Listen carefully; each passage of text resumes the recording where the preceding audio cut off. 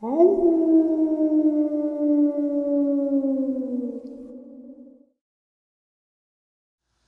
greetings and salutations, everyone. I hope everyone is still doing well, and welcome to this, depending on however you look at your clock or wherever you may live, middle of the night or early morning bonus.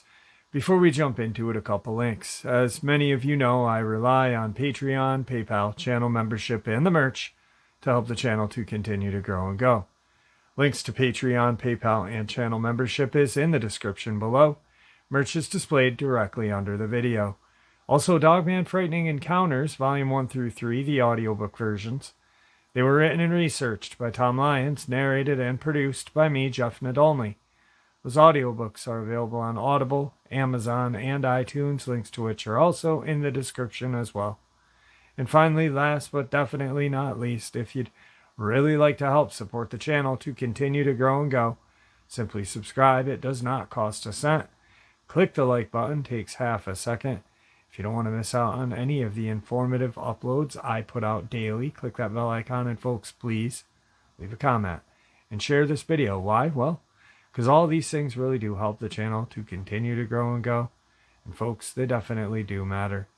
Now, everyone, I have taken far too much of your time. Let's jump into this night ending, or middle of the night, or early morning bonus upload, shall we?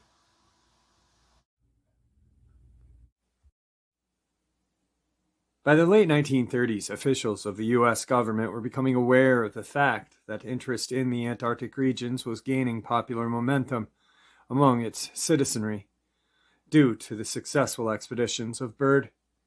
President Franklin D. Roosevelt took an active role in creating the United States Antarctic Service as he pushed for two separate Antarctic expeditions, one by Richard B. Black and Finn Ron, and the other by Admiral Richard E. Byrd, to be coordinated to form the United States Antarctic Service Expedition.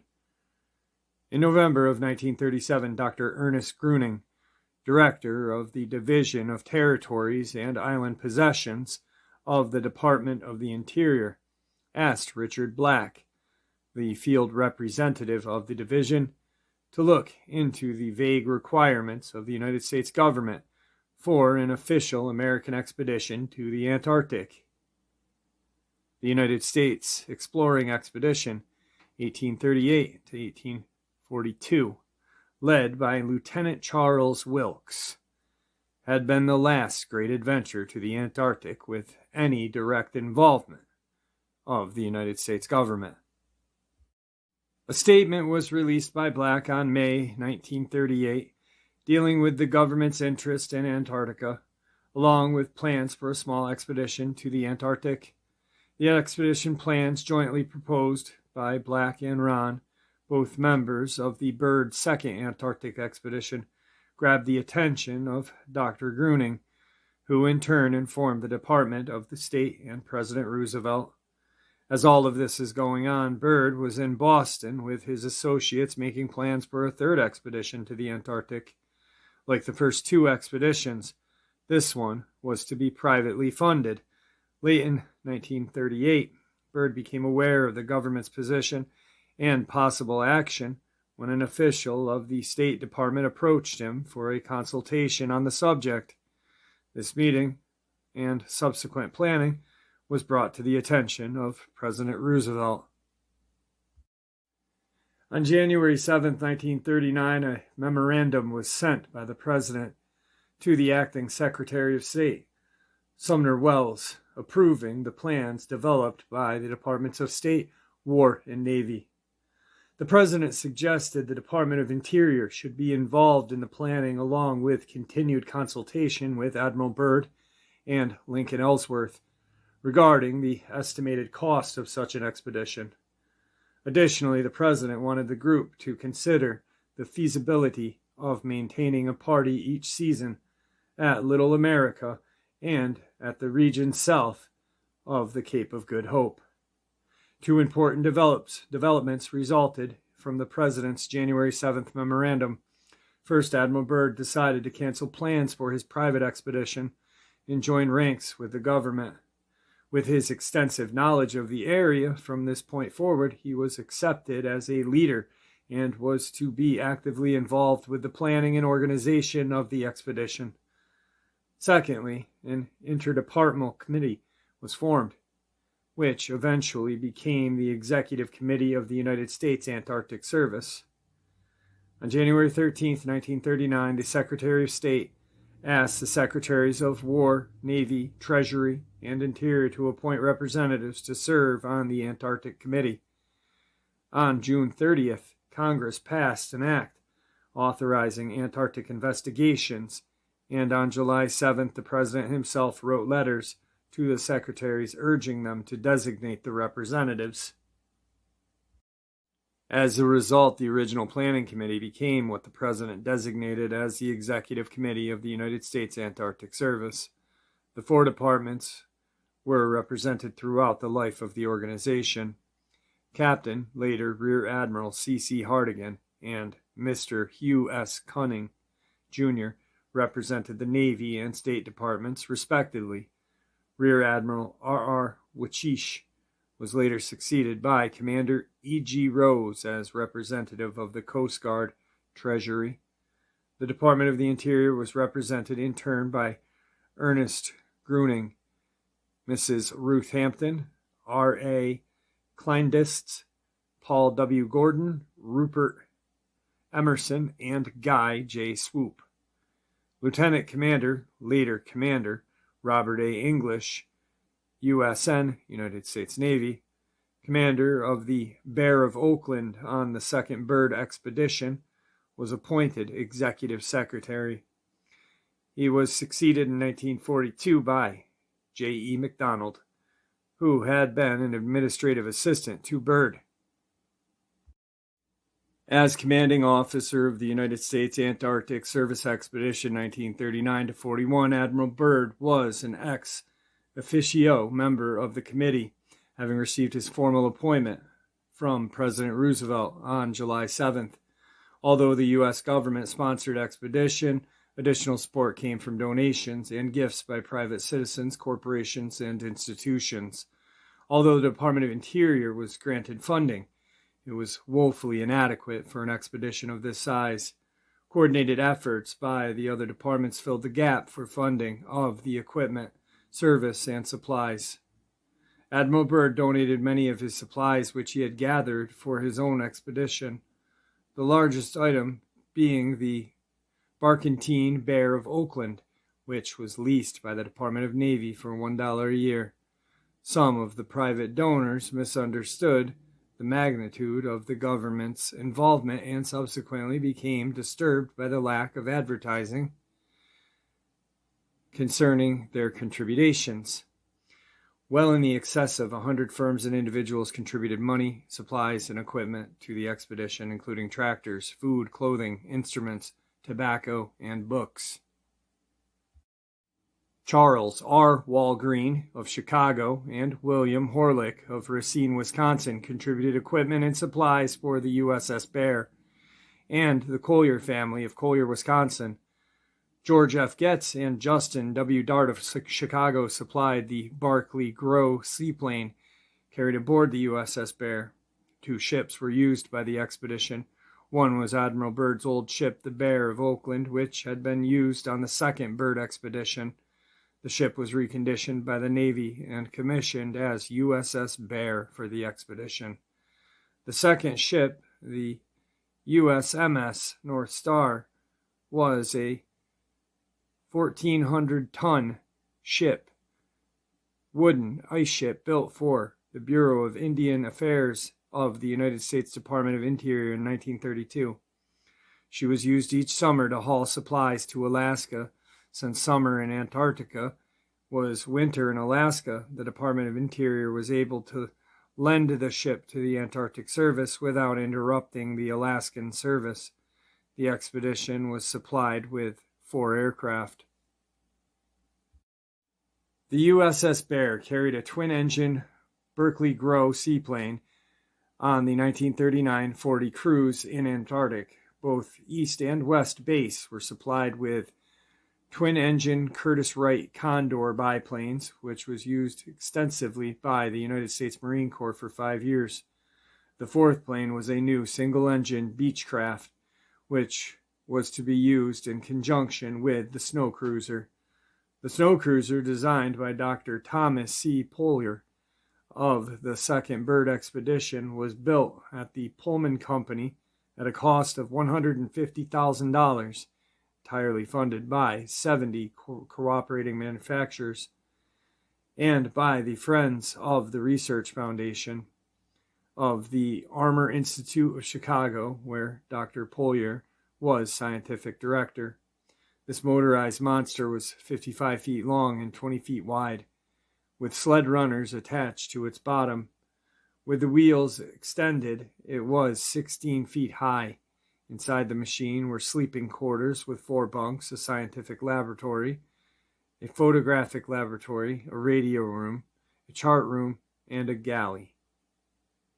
Twin 150 horsepower diesel engines were connected to the generators, which in turn supplied power for the 75 horsepower electric motor that drove each wheel. The tires were made of rubber and were 10 feet in diameter. When a downgrade was reached, the wheels could be retracted, allowing the snow cruiser to toboggan down the incline. Incredibly, the machine was designed to cross crevices up to 15 feet in width by rising the front wheels while the rear wheels powered the cruiser halfway across the gap, followed by a retraction of the rear wheels and a lowering of the front, which then pulled the machine the rest of the way. A single-engine Beechcraft monoplane was mounted on skis and designed to be carried on the top of the snowcrawler for aerial reconnaissance and exploration within a radius of 300 miles. Enough food for 1 year could be stored inside, along with 2,500 gallons of diesel fuel, enough for 5,000 miles of travel, and 1,000 gallons of aviation fuel. The snow cruiser was designed for a maximum speed of 30 miles an hour on a flat, hard surface. She could climb grades of 37 degrees, turn in its own length, and move sideways at 25-degree angle. A total of 125 men departed from the United States in the 2 ships of the United States Antarctic Service Expedition, or Byrd 3. Captain Isaac Lystad, commander of the USMS North Star, while Lieutenant Commander Richard H. Cruzen, United States Navy, commanded the USS Bear with Benedict Johansen as ice pilot. Most of the men who made up the expedition were solicited from the military ranks, civilian agencies of government, and from scientific institutions. A few volunteers were employed by the Department of Interior for $10 per month. Food and clothing included. A total of 59 men, divided initially into 3 groups, wintered over in Antarctica. Dr. F. Alton Wade, senior scientist and geologist, was in charge of the snow cruiser, and 3 other men assigned to it. When it broke down as expected, it was parked at West Base, and the 4 men joined ranks with the West Base party of 29 men, led by Dr. Paul A. Stipple. The East Base party of 26 men was led by Richard B. Black. Many of the men had extensive prior experience in Antarctic with Byrd. Among them was Benedict Johansen and Paul Stipple of both the first and second Byrd expedition, while Chief Radio Operator Clay W. Bailey, Master Mechanic Vernon D. Boyd, Assistant Mechanic Louis P. Colombo, and Executive Assistant Lieutenant Commander Isaac Schulasbach, U.S. Navy retired, had all been on the second Byrd expedition. Black, the leader of the East Base, dog driver Joseph D. Healy, and transportation engineer Finn Ron were also veterans of the second Byrd expedition, as was Frederick G. Dustin, an aide to Admiral Byrd on board the USS Bear. It is of significant importance to mention that many of the men involved with this expedition went on to participate in future explorations in Antarctica. Finn Ron led his own expedition in 47 to 48, while Schlossbach, as captain of the expedition ship Henry Darlington III of East Base and cook Sigmund Guttenko of West Base were also members of the Ron expedition. In 1946 through 47, then Rear Admiral Richard A. Cruzen was in command of Task Force 68 of the United States Navy Antarctic Development Project, more commonly known as Operation High Jump. Lieutenant George J. DeFeck was navigator on the USS Bear in 39 to 40, but went on to command the Eastern Task Group of Operation High Jump. From 56 to 59, Admiral DeFeck was commander of Operation Deep Freeze Task Force 43, U.S. Navy Support Force Antarctica, leading the United States participation in the International Geophysical Year. Finn Ron and Carl Uckland at the East Base were eventually leaders of the U.S. bases during the first winter of the IGY 1957. Captain Richard B. Black was called back to active duty for Operation Deep Freeze 1 in 55 to 56. West Base veterans James C. McCoy, Charles C. Shirley, Vernon D. Boyd, Murray A. Weiner, Jack E. Perkins, and Paul A. Stipple were all active in Operation High Jump. The objectives of the United States Antarctic Service Expedition in 39 to 41 were outlined in an order from President Roosevelt dated November 25, 1939. This order was received by Admiral Byrd at Balboa Canal Zone as he boarded the USMS North Star on November 30th. The President wanted two bases to be established, East Base in the vicinity of Charcot Island or Alexander One Land, or on Margaret Bay if no accessible site could be found on either of the specified islands, the West Base in the vicinity of King Edward Land, but if this proved impossible, the site of the Bay of Whales at or near Little America was to be investigated. Early in November 15, 1939, the USMS North Star sailed from Boston en route to Philadelphia, where two planes were taken aboard. On November 21st, she sailed down Delaware Bay en route to the Panama Canal. The USS Bear left Boston November 22nd, calling at Norfolk on November 25th to take board one of the twin-engine airplanes. On the 26th of November, she cleared the Virginia Capes en route to the Panama Canal. Admiral Byrd had stayed behind to clean up last-minute operations and flew from Washington to the Canal Zone, where he boarded the USMS North Star at Balboa on November 30th. The USMS North Star then departed for New Zealand, stopping at Pitcairn Island on December 13th and 14th, and at Easter Island on December 17th. She arrived at Wellington, New Zealand on December 27th. The USMS North Star departed New Zealand for the Ross Sea on January 3, 1940, subsequently sailing into the Bay of Whales to establish West Base on January 12, 1940. After refueling at Canal Zone, the USS Bear sailed for the Bay of Whales on December 6, entering the bay on January 14, 1940. Working in two 12-hour shifts, the USS Bear was unloaded in less than a week, and by January 24th, the USMS North Star was underway for Chile to pick up additional supplies, including a Navy twin-engine Curtiss Wright Condor plane and prefabricated buildings. Meanwhile, the Bear, under the command of Byrd, worked its way eastward from the Ross Sea along the edge of the pack ice.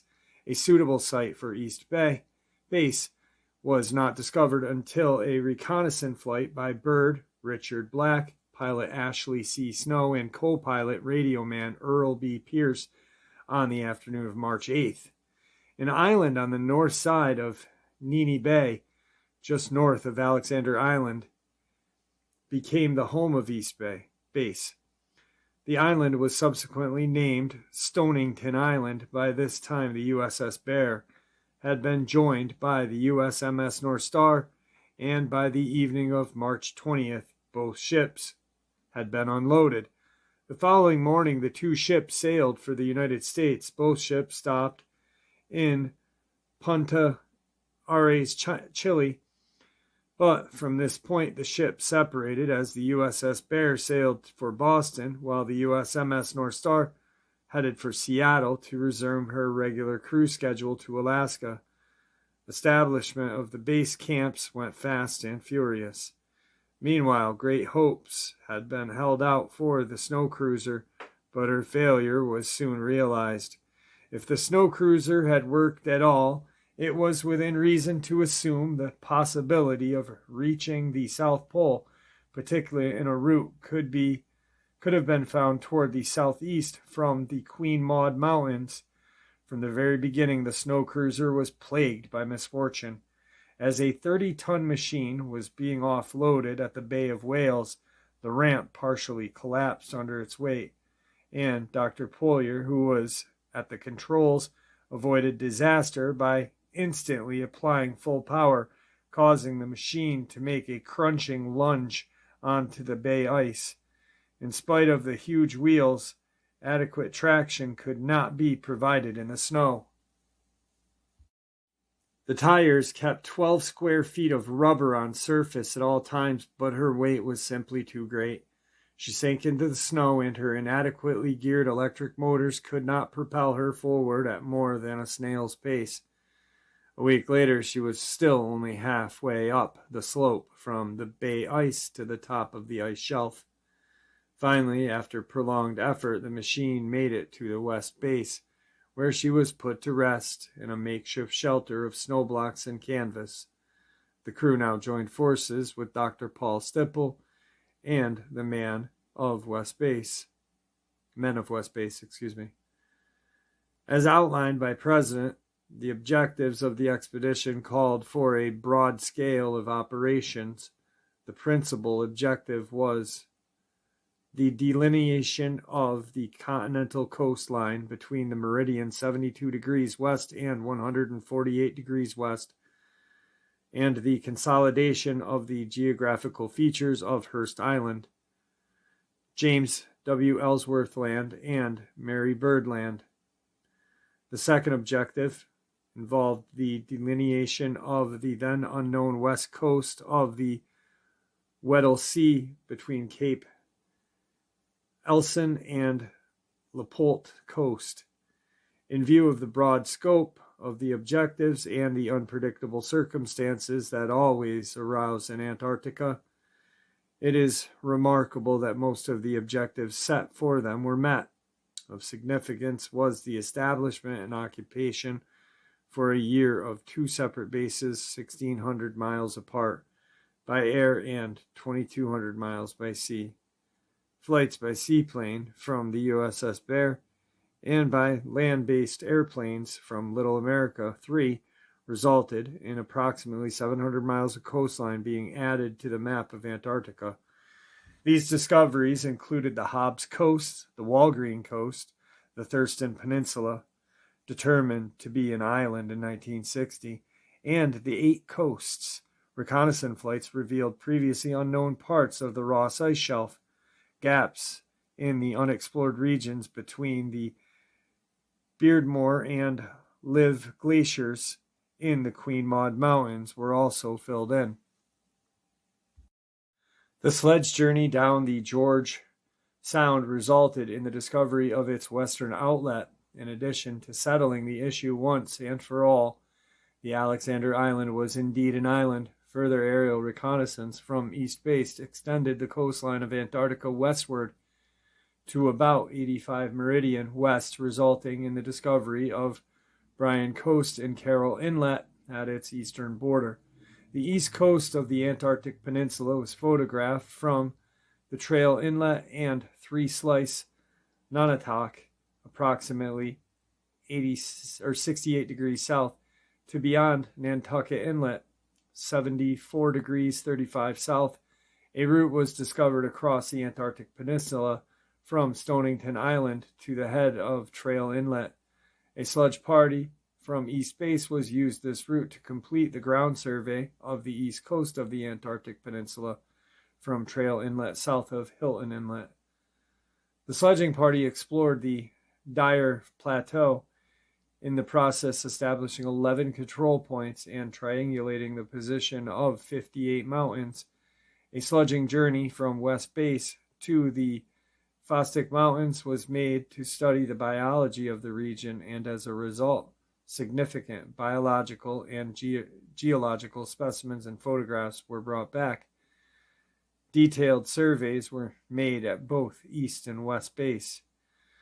The first high-altitude meteorological station in Antarctica was operated during November and December of 1940. On the summit of the Antarctic Peninsula, east of Stonington Island, observations were concluded in every conceivable area: seismic, cosmic ray, auroral, biological, tidal, magnetic, and psychological, to name a few. All in all, it was an extremely successful expedition. With international tensions on a rise, it was considered wise to evacuate the two bases rather than relieve the present personnel with new men who would continue to occupy the bases. To assist in the evacuation, the USS Byrd left Philadelphia on October 13, 1940, and the USMS North Star departed Seattle on December 11th. The U.S. Byrd was the first to arrive at the Bay of Whales on January 11, 1941, with the USMS North Star close behind, arriving on January 24th. It was hoped that one day this base would be reoccupied, so much of the equipment and supplies was left behind as the two ships sailed from West Base on February 1st. From the vicinity of Scott Island, the two ships sailed eastward for Margaret Bay. By February 24th, both ships were off of Adelaide Island, northwest of East Bay, but a thick ice pack prevented them from entering Margaret Bay. To save fuel, the ships returned north, where they anchored in Anderson Harbor in the Melquire Islands, in the center of the Dogman Bay. Further attempts were made to penetrate the ice, but by the middle of March, they had not succeeded. The season was getting late, so it was decided to evacuate the base by air. Fortunately, the Condor had been repaired and test flown after the accident on January 19th, in which a ski had been cut off. On March 15th, the USMS North Star was ordered north to the Punta Arenas, Chile, where the men of West Base would disembark for food and fuel for a second year, would be put aboard the East Base in event the men could not be evacuated. Meanwhile, March 16th, the USS Byrd put a party ashore in the Michelson Island, one of the Biscoe Islands just north of the Antarctic Circle, in order to build a landing strip suitable for evacuation purpose. The first flight left East Bay at 5:30 a.m. on March 22nd with 12 men aboard, along with records, specimens, and emergency equipment. The second flight brought the remaining 12 men. The plane was abandoned on Watson Island, and the USS Byrd sailed immediately, arriving at Punta Arenas, Chile on March 29th. The USMS North Star arrived in Boston May 5th, and the USS Byrd May 18th. Richard E. Byrd's story does not end here. Elsewhere, you could read about Operation High Jump and Deep Freeze, both of which Byrd was actively involved in. Admiral Byrd literally worked his adult life for personal, national, and international interests in Antarctica. In his final years, his role was unfortunately downplayed by the Navy, which only contributed to his failing health and eventual death. The following excerpt from 90 Degrees South by Dr. Paul A. Stipple says it best. As January 1956 ebbed, Byrd grew anxious to leave. We had achieved our main goals in Deep Freeze 1. He pointed out that there was little need to linger. His attitude was in sharp contrast with that which he exhibited on Operation High Jump. I recalled that when departure time came in 47, the striking sunset had turned the sky into a Kodachrome world.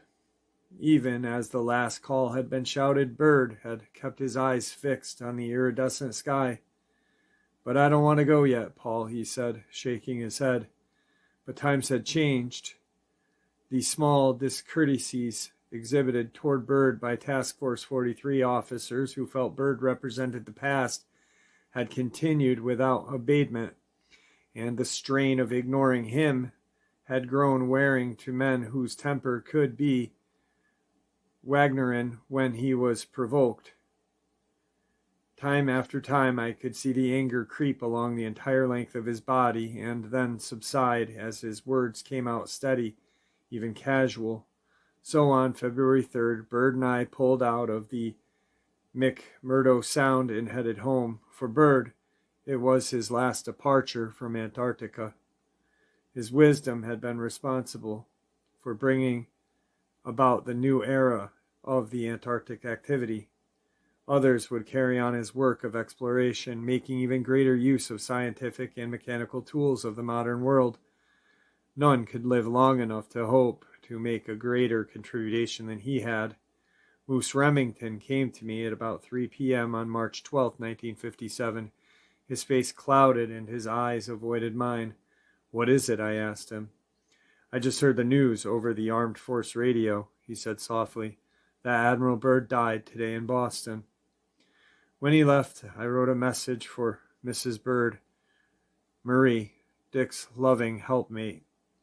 My grief is as one of the family. I am here at the pole largely because Dick wished it so.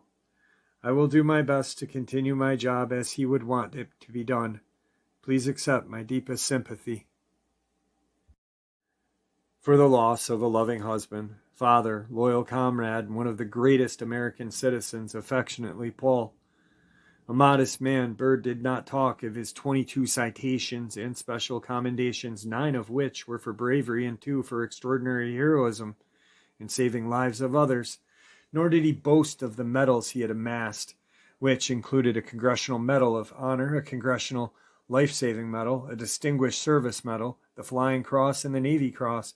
Instead, his talk was of matters of his adventures that went awry or did not turn out as expected. There was the accident to his plane that had enabled Lindbergh to become the first man to fly the Atlantic nonstop to Europe in a land plane. Later, Byrd had made the trip with Bert Acosta, George Novell, and Brent Bellichin. Though they had almost failed to reach France, they had crashed in the sea off the coast and had to swim for their lives. "How did those early years go for you, Paul?" he asked. "Not so adventurous or romantic as yours," I said. And there you have it, folks, this middle of the night or early morning bonus. I hope you all enjoyed it as much as I enjoyed sharing it with you. Admiral Byrd, just another great American hero up there with Bill Cooper, Phil Schneider, Tom Castiello. Amazing, amazing men during an amazing time. Guys, thank you for supporting the channel. It is your support, after all, that keeps the channel growing and going. And honestly, what keeps people and gives people a chance to share their experiences and theories judgment-free, simply treated with the respect that we all deserve. Thank you. Please stay safe, happy, healthy, and ever vigilant, keeping an eye on our children, pets, family, and friends. These creatures are real. They are out there and dangerous. Share this information with those you love and care about, and it may just help save their lives someday. Till next time, never stop asking questions, never stop searching for the answers, and God bless.